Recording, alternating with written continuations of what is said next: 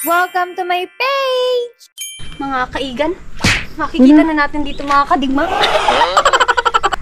Papakita ko sa inyo, ibubuwis ko ang buhay ko para sa kababalaghang ito. Ang laki nito, Bi. Malalim pa, ayun o. So, mag-uubi hunting daw kami ngayon, sabi ni Kuya. Kung natatandaan nyo tong video na to, na nag 15 million views, yan yung ube na tanim pa ng lolo ko na yumao na.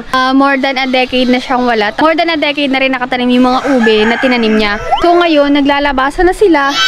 At, may nakita ulit si Kuya. Yan. Parang ito yung pinaka nila, no? Pinuno. Kasi tingnan nyo guys, so, ang dami niya ng... Yung unang beses na nakuhukay namin dito ube, naka-isang timbayon, halos isang timbayon, no? Hinukuha natin. Ngayon, mukhang mas malaki to. Sugatan ko siya. Ayun, may sunog. Ang laki nito, Bi. Malalim pa, ayun o. Yan, sa mga nakakaalam kung saan tong lugar na to, alam niyo na po kung saan kukunin yung mga tanim ng lolo ko na ube. Papataas yan. Naging baging na talaga siya. Hindi namin agad nahukay ito kasi nga, nagpa-demolition ako, nawala yung mga sibol niyang dahon or ugat kung sisilbisahan ng guide para malaman namin kung saan nakatanim yung ube.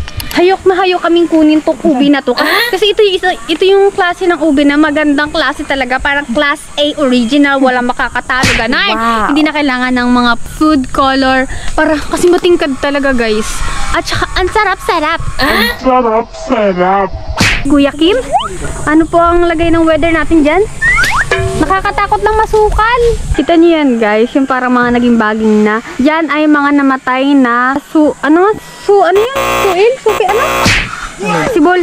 Yan namatay na sibol ng ube. Nadalas na si Kuya, ang dumi ng puwet mo na. Aray ko, diba yung puwet mo? Oh, parang ka nagkatae. Malaki?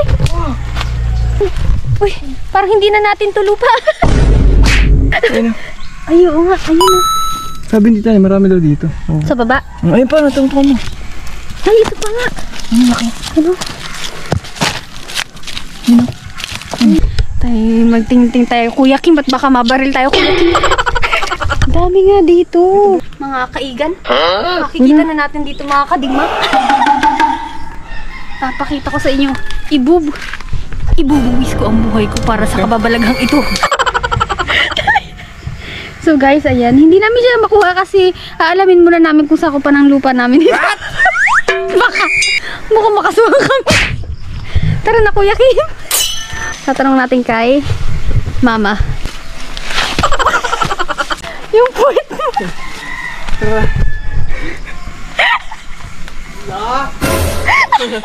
Kadiyan.